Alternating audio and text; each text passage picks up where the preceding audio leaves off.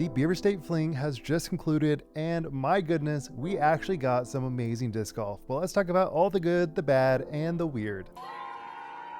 And I love that this course is the course that has the weird occurrence where there is one ace on MPO, one ace on FPO, but not only that, it was the same hole, and it is actually boyfriend, girlfriend, Holyn Finley, and Noah 5 Ash. So hyped, and I cannot believe this happened. So I'll be saving why people are upset towards the very end of the video, so if you want to skip to that, you can. And on the MPO side, it was so tight down to the very last hole. But not only that, we had so many players in the mix. It honestly felt like we might have a 5-way playoff. And that is because we had Gannon, Ezra, Ricky, Gavin Rathbun, and Luke Humphries all being so darn close to the bitter end. But starting off with Gavin Rathbun and Ricky Wysocki, because they were on the chase card, they were looking to be the score to beat, because especially in the first half, they were basically on top of leaderboards the entire round. Now, obviously they are 3 holes ahead of league card, but that was still a huge benchmark to set, because it really set the pace for league card, being like, hey, this is where you need to be, and if you don't, you're gonna lose. But one player that I felt like did not get the memo was Calvin. Once again, I feel like he has just like this weird vibe when it comes to final round league card, where like he is a great player, probably one of the best, but especially when it comes down to that final round, he just seems to not really care. And this is Calvin, this is kind of what he does, but it is just very odd because I feel like he could win so many more events than he does,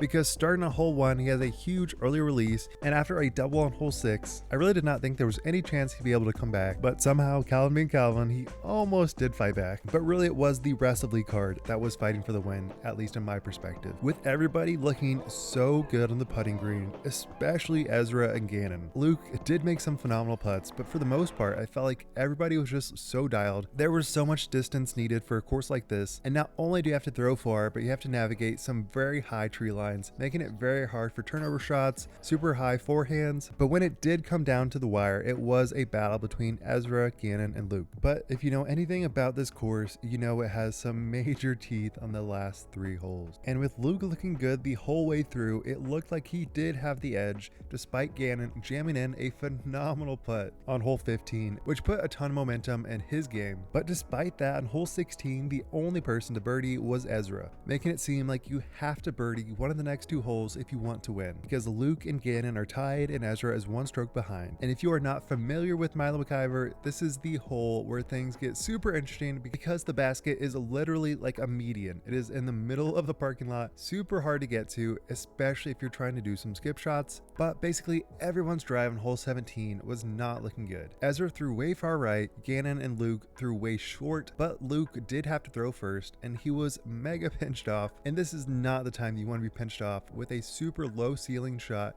having to skip it off the road if you really want to go far. And with Luke's game having a lot of turnover shots, it was definitely looking to be a bit risky. But Luke does that exact shot, he turns it over a little bit too much, it hits the branches and falls right into the road, making it out of bounds. So with Gannon following that up, it was basically a pitch up for par, knowing that Luke was practically out of it and Ezra was super pinched off. Ezra did make a phenomenal upshot until we go to hole 18. Ezra is down by 1 stroke against Gannon, and this is definitely a hole that both of them can birdie, but we know that Gannon has potential to play for par if he needs to. And especially after Gannon throws it right into the trees on his upshot, Ezra just needs to get circle 1, make a putt, and we get some playoff holes. And his drive looked good, but it wasn't good enough. It was like 50 feet, and sure, Ezra has been making phenomenal putts all day, but this is a lot of pressure, and I'm sure he's so tired from the entire round that it is not easy by any means. So Gannon somehow makes it through the trees, so we know he's going to get a par, and it all comes down to this putt.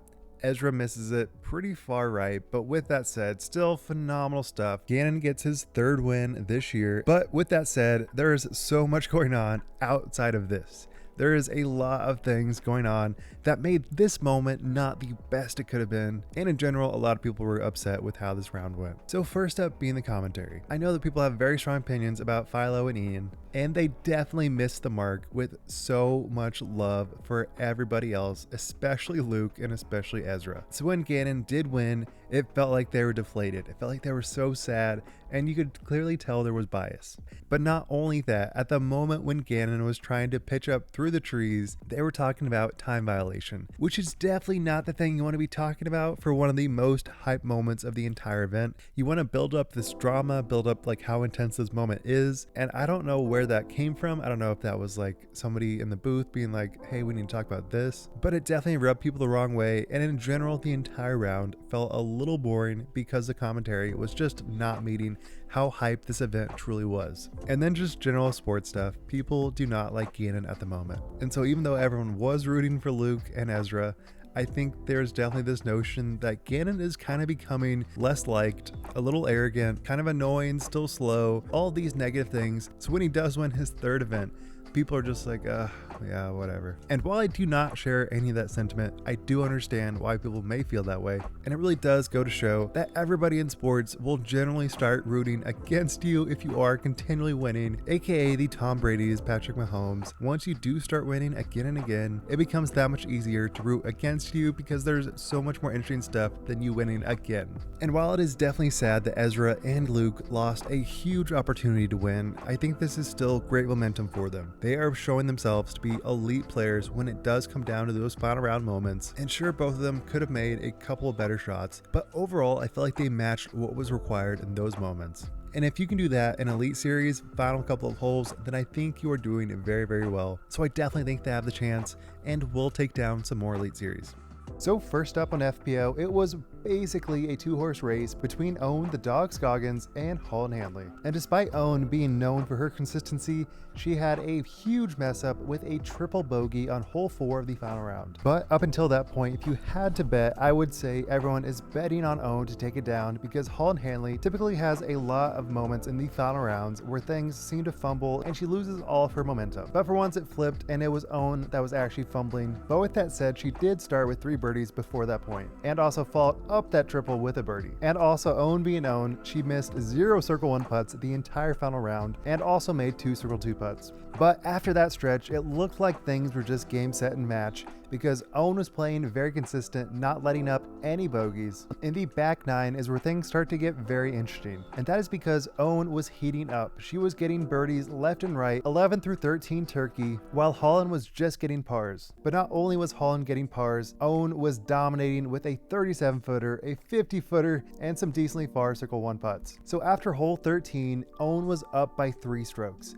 And no offense to Holyn, but the track record is pretty clear that if Owen is up by 3 against you with a couple holes left to go, it is probably not going to be your event. But that is where things get juicy because hole 14, they both take a bogey. Go on to hole 15 where they both birdie. Then we get to the last 3 holes. And my goodness, this is electric disc golf. And something I definitely want to reiterate is the level of seriousness that both of these players have is so palpable. You can tell they want it. You can tell the crowd actually cares about it. It is so much fun to watch.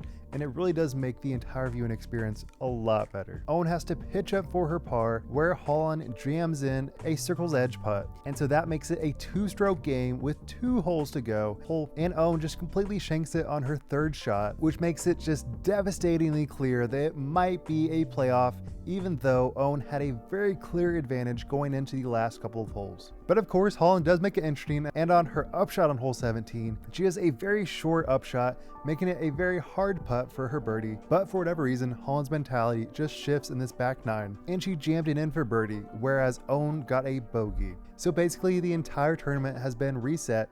It is all up to hole 18. But also Owen did make an amazing putt. So we go on to hole 18. They both have decent drives. So it really does come down to this upshot. Owen parks it for birdie, making it very clear that Holyn has to birdie if she wants to maintain a playoff. And while she did have an amazing upshot, it bounces off the logs, making it a death putt 45-footer. And again, while Holyn does have a lot of great putts, her C2 percentage has not been phenomenal, especially in final round moments. So let's see what happens. Jams it in, dead center, the whole way. You knew it was gonna go in.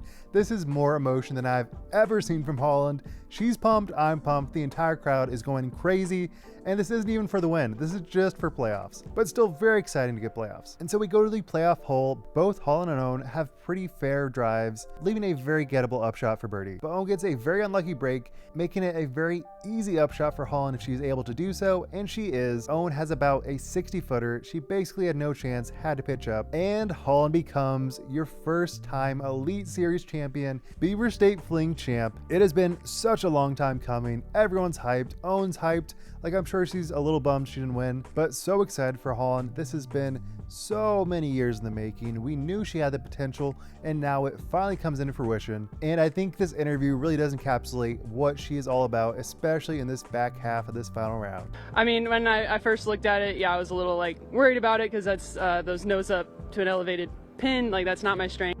But I was just telling myself, like, no, your clutch is F. There were some expletives. You're so clutch, you're so clutch, you're so clutch. And then I made it, and it was fine. This week when I was doing my putting practice, I put my practice basket up on my table, and I was making 50 footers from that distance. So practiced it, and yeah, was in the right mindset, made it happen. It feels amazing, and you know, there's no doubt in my mind every time I got close and didn't come up, you know, came up short. There was no doubt in my mind it was coming. Beth at 69. I just told myself, you just got to will this one in there. Whatever you have, just will it in there. This man is unbelievable. This is what athletes live for. This is the moment. And one weird thing to note is that there was not a 3-hole playoff. I'm sure there was some reasoning for this, but with the fact that we've had this rule for the entire year, it does seem a little odd that Milo McIver would not have that. But whatever, it's still super hype, so it is what it is. So all this to say, I think Holyn may actually have shifted her mindset to be more positive, get that negative mind space away, especially these final round moments, because it clearly was just not working, and it shows that it is so much about mentality when you need to have that confidence if you want to win an Elite Series event. But to be fair, we do have to make a note that Paige was not here, no Europeans were here, it was not a full field. It was actually one of the lowest rated winners we've had in FPO, I think this entire season. So that is a big asterisk, but that still does not take away the fact that she did win an Elite Series. So honestly, I think Beaver State Fling is my favorite course the entire year. Nothing even comes close to it. The level of hype, the nature, the whole atmosphere of Portland, it all culminates into this amazing tournament that feels so very raw, so real to what disc golf is all about. It is not a golf course, it is not just woods, it is a blend, and I think this course does it so well. And you could argue some of the holes are getting a little bit gimmicky on the MPO side, but in general, I think it is just such a fun tournament, and it genuinely makes me so happy to watch every year, and I am elated to hear rumors that we might get Worlds in Portland in 2026. I think the whole disc golf world would really benefit from that. But obviously the biggest thing missing from this tournament is the fact that the players are just not there. We have so many players missing on FPO and a decent amount in Europe on the MPO side as well. So the fact that we were unable to get a complete field last year and even this year is a bit of a bummer, but that still does not make this course any less cool than it is. So if you do think this course and Portland as a whole deserves Worlds, be sure to comment down below. I'd love to know what you guys think. Be sure to subscribe as I try to reach 10,000 subscribers before Worlds. It would mean the absolute world to me if we do reach it, and I will definitely be doing a big surprise for that. And I'm sure I'm sounding like a broken record, but if you do want to support me, going down to my website, wildrunsdiscgolf.com, link in the description, and check it out for amazing discs, amazing apparel, and amazing bags. But with that, thank you guys so much for watching, and let me know what you think about Gannon. Is it starting to become a trope, and do you actually feel like the sentiment around Gannon has slowly been declining, or do you think it is kind of just like hyperbole and it is really not that intense, but people do make it out to be a bigger thing when he does win a 3rd Elite Series? I would love to know, because people are not saying this about AB. So with that, thank you guys so much for watching. Be sure to subscribe. Wild Runs, signing out. Peace.